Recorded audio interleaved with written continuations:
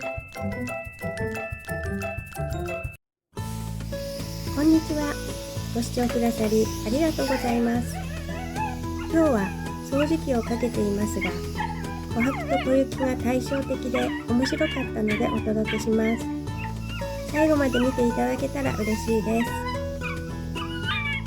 琥珀さんは掃除機が嫌いなようです。キャンキャン言いながら戦っています。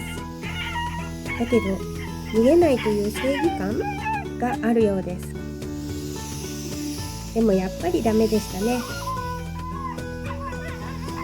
今度はパパを後ろ盾にして再挑戦ですか？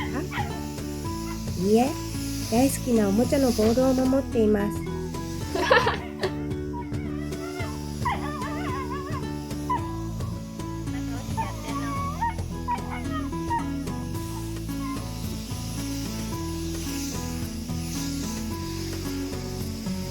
今度は小雪さんの参戦です。小雪さんはあまり気にならないようです。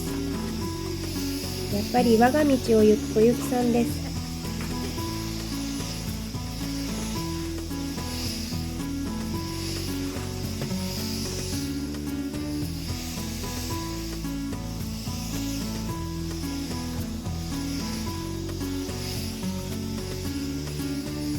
琥珀さんはまだボールを守っています。吸われてしまうと思っているのでしょうか。超ビビリな子なのに頑張っていますね。一方、小雪さんはどうしているのでしょう。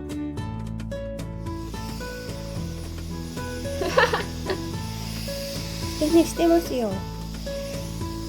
ほんとこの子はずぶといですね。はい、そこ。掃除機かけたいのでどいてくださいませんか？全然動きません。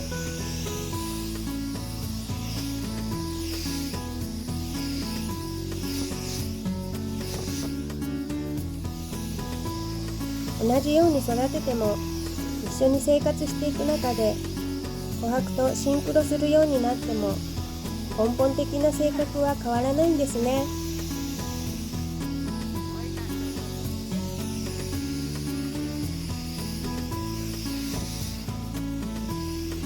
対照的な子たちだから面白いのかもしれませんが、家事や用事がこのように進まなくてもなんか許せちゃうんですよね。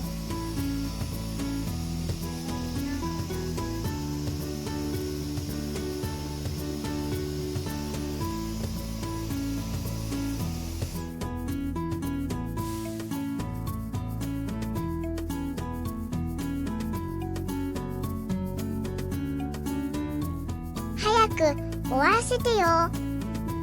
うるさくて眠れないんだから。はいはい、すみませんでした。